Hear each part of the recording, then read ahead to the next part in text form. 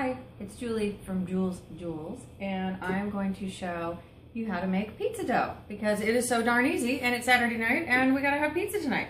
So I know a lot of you guys make pizza at home and you buy the dough, and that's perfectly fine. Trader Joe's has a good one, but it is so easy that you can just have it anytime, and I put mine in bags in the freezer. This actually makes enough for 2 pizzas or 3 small ones or whatever, but 2 good large pizzas. It will make. So I put 4 cups of flour in, can't find my thing, 4 cups of flour in my KitchenAid. You can do it by hand. You don't have to have a KitchenAid because I have one and it's a whole lot easier. That's what I do. Then I put in 1 teaspoon of salt. You can use all whole wheat.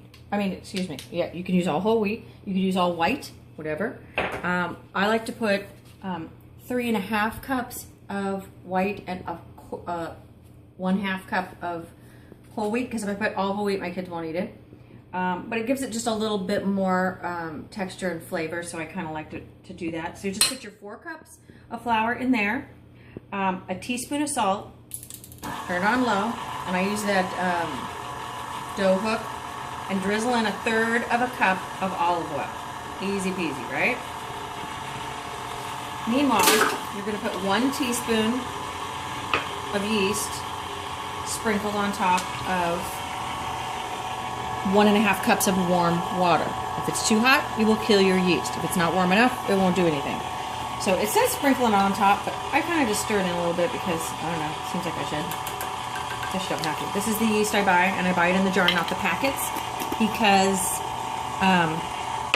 most of the recipes I use say, you know, a teaspoon or whatever.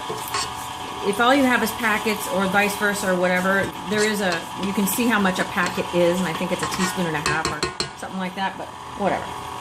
You can figure it out. So, and I use extra virgin olive oil, of course. So just get that kind of mixed up a little bit, and then go ahead and pour in your yeast water mixture.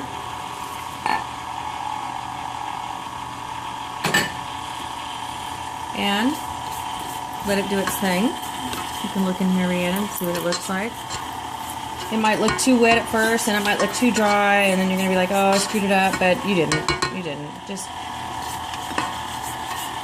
you could do it with your hands if you wanted. You could do it with a fork or a spatula. I like the KitchenAid because I can just stand here and relax and have a glass of wine and let the KitchenAid do its work. And I have one. So if you have an incredibly generous husband like I do,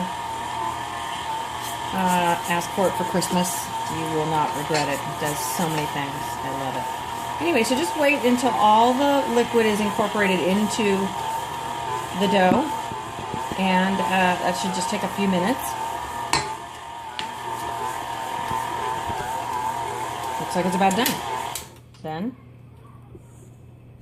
take it out and let it sit in a warm bowl with olive oil on the bottom of it and rise for like an hour or so. Although, to be honest, I have used it straight away right off the bat, and it seemed to work fine. You don't have to knead it or anything. You just get it all in a big bowl, in a big ball, put it in a bowl, put a towel over it, and let it sit there for a little while, and it'll be fine. And it stretches out really easy. I find that the one at the grocery store, when you stretch it out, it like strings back. Hey, get out of there. The one at the grocery store, when you try to stretch it out and flatten it out and make a pizza out of it, it like stretches back into its little shape again, and it's hard to get it out there. That's because it is sat there for a while, and the gluten, at least this is my theory, I don't know. I think the gluten gets sort of activated too much, and it gets rubbery, which it's nice and chewy, and there's nothing wrong with gluten. It's a good thing in bread. It makes it nice and chewy, especially pizza dough, and we like that. But it just makes it harder to flatten out and make your pizza. I find that this one doesn't do that. So, but if you let it sit in the refrigerator, you can also let it sit in the refrigerator too. If you don't want to make it right away, it can sit in the fridge. I have one in here. This one's sitting in here.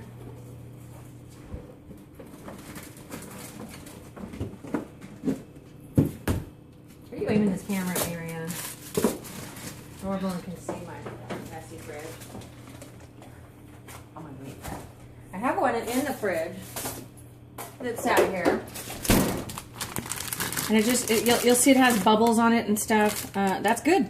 That'll be nice and that'll be perfect. You can leave it in the fridge for a couple of days and it actually gets better.